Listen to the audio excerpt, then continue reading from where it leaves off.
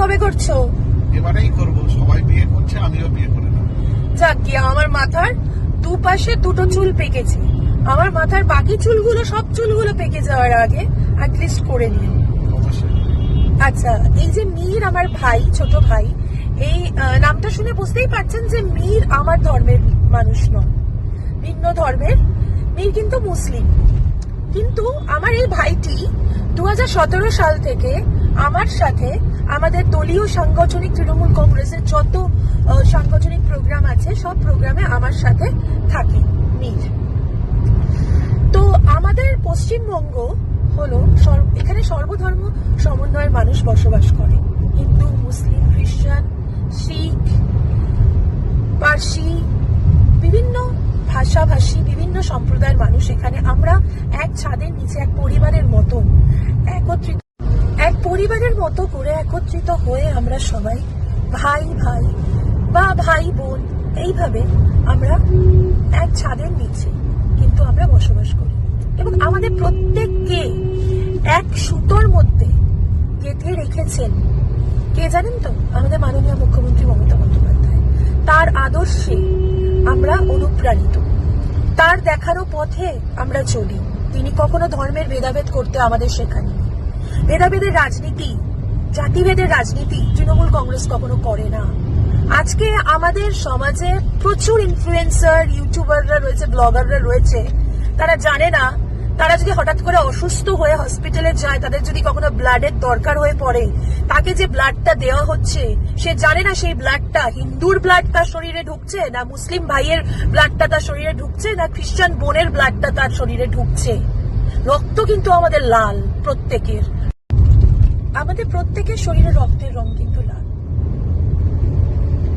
আমাদের শরীরে কার রক্ত ঢুকছে আমরা কিন্তু জানিই না।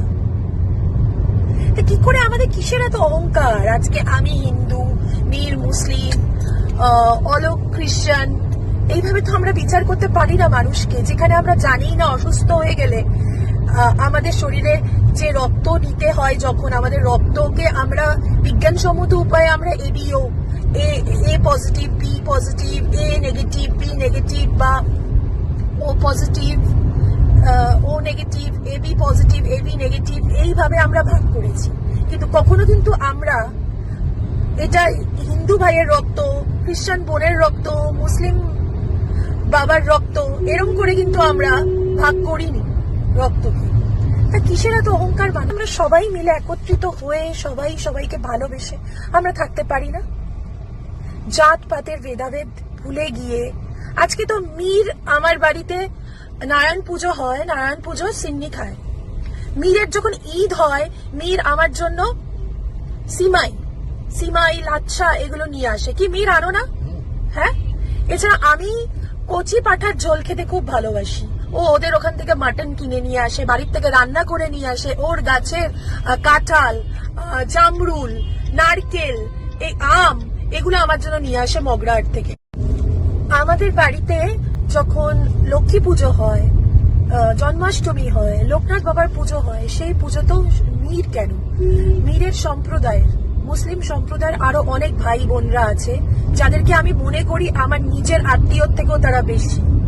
আমার রক্তের সম্পর্ক যে সমস্ত আত্মীয়দের সাথে, বা তাদের থেকেও তারা বেশি আমার কাছে, সেই মুসলিম সম্প্রদায়ের সেই ভাই বোনেরা। শুধু মীর একা না, লক্ষ্মী পুজো, জন্মাষ্টমী তো কখনো এটা ভাবিনি। আমি দেবশ্রী ভট্টাচার্য, আমি একজন ব্রাহ্মণ পরিবারের মেয়ে, আমার বাবা একজন ব্রাহ্মণ। আমি তো কখনো এটা ভাবিনি আমার বাড়িতে যেখানে গোপাল আছে, আমার বাড়িতে তিনতলা ঠাকুর ঘরে গোপাল অধিষ্ঠিত, নৈয়াজির বড়মা অধিষ্ঠিত। আমি তো কখনো এটা ভাবিনি যে মহাদেব অধিষ্ঠিত। আমি কখনো এটা ভাবিনি তো যে আমার বাড়িতে মুসলিম ভাই বোনরা কেন আসছে, বা আমি ওদের বাড়ি কেন যাচ্ছি ঈদের বিরিয়ানি খেতে, সিমাই খেতে, লাচ্ছা খেতে। আমি কেন যাচ্ছি? আমি তো কখনো এইভাবে ভাবিনি না। 500 বছর আগের সেই পুরনো ধ্যান ধারণা, যেটা সেই ধ্যান ধারণা নিয়ে পড়ে থাকে।